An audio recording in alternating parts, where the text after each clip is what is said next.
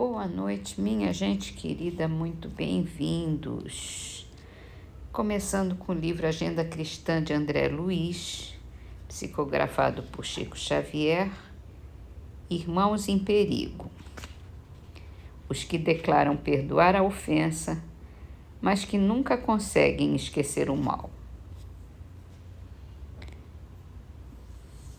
Vamos perdoar compreendendo a situação toda, que aí nós seremos capazes de deixar no passado o passado, né? Deixar, esquecer e perdoar mesmo. No Livro dos Espíritos, a gente está quase no final. Vamos continuar com as considerações sobre a pluralidade das existências. Ele diz assim, à vista da sexta interrogação acima. Ali, nessa interrogação, pergunta, por que há selvagens e homens civilizados? Ele continua aqui.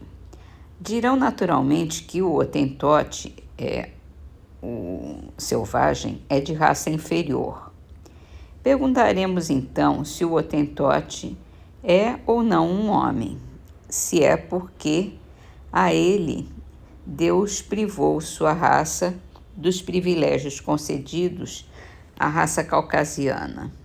Se não é, por que tentar fazê-lo cristão? A doutrina espírita tem mais amplitude do que isso tudo. Segundo ela, não há muitas espécies de homens. Há tão somente homens, cujos espíritos estão mais ou menos atrasados, porém todos suscetíveis de progredir. Não é esse o princípio mais conforme à justiça de Deus?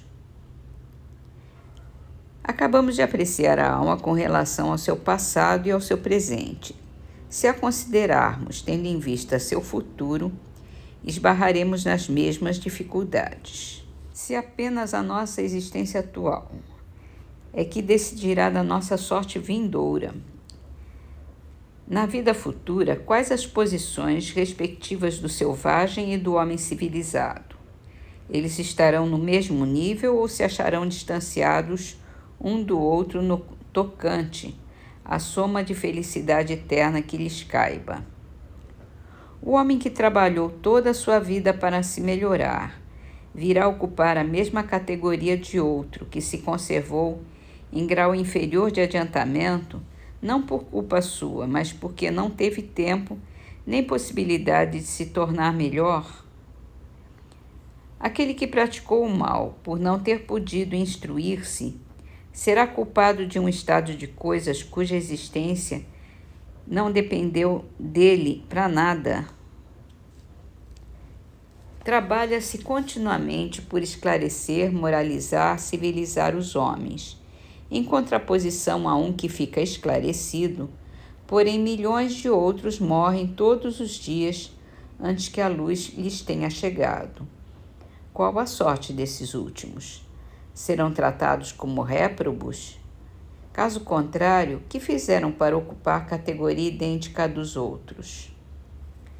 Que sorte aguarda os que morrem na infância, quando ainda não puderam fazer nem bem nem o mal.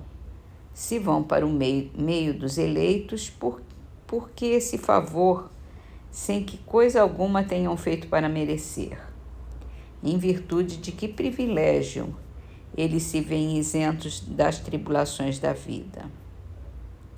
Haverá alguma doutrina capaz de resolver esses problemas? Admitam-se as existências consecutivas e tudo se explicará conforme a justiça de Deus. O que não se pôde fazer numa existência, se fará em outra. Assim, é que ninguém escapa à lei do progresso, que cada um será recompensado segundo o seu merecimento real e que ninguém fica excluído da felicidade suprema a que todos podem aspirar, quaisquer que sejam os obstáculos com que topem no caminho.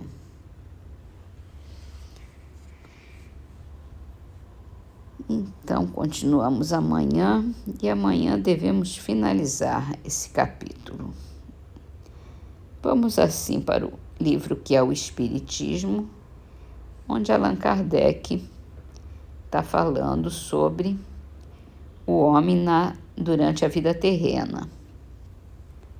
E ontem, na pergunta que nós lemos ontem, falava da diferença dos filhos e dos pais e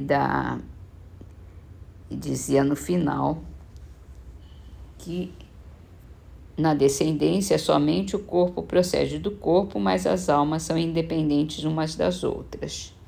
E aí ele pergunta: se as almas são independentes umas das outras, de onde vem o amor dos pais pelos filhos e o destes por aqueles?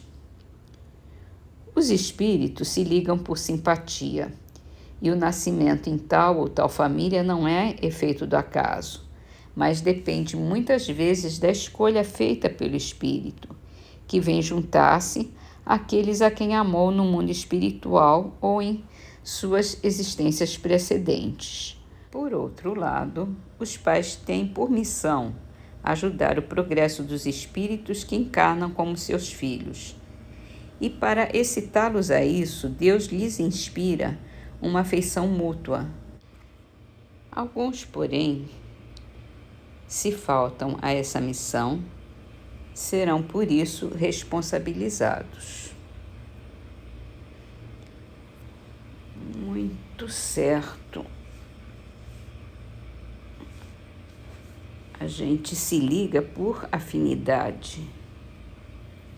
Então, existe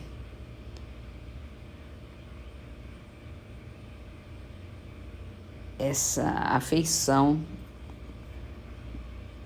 quase inata, mas podemos também ser unidos por essa própria responsabilidade das vidas pregressas, né? E aí estamos num outro patamar.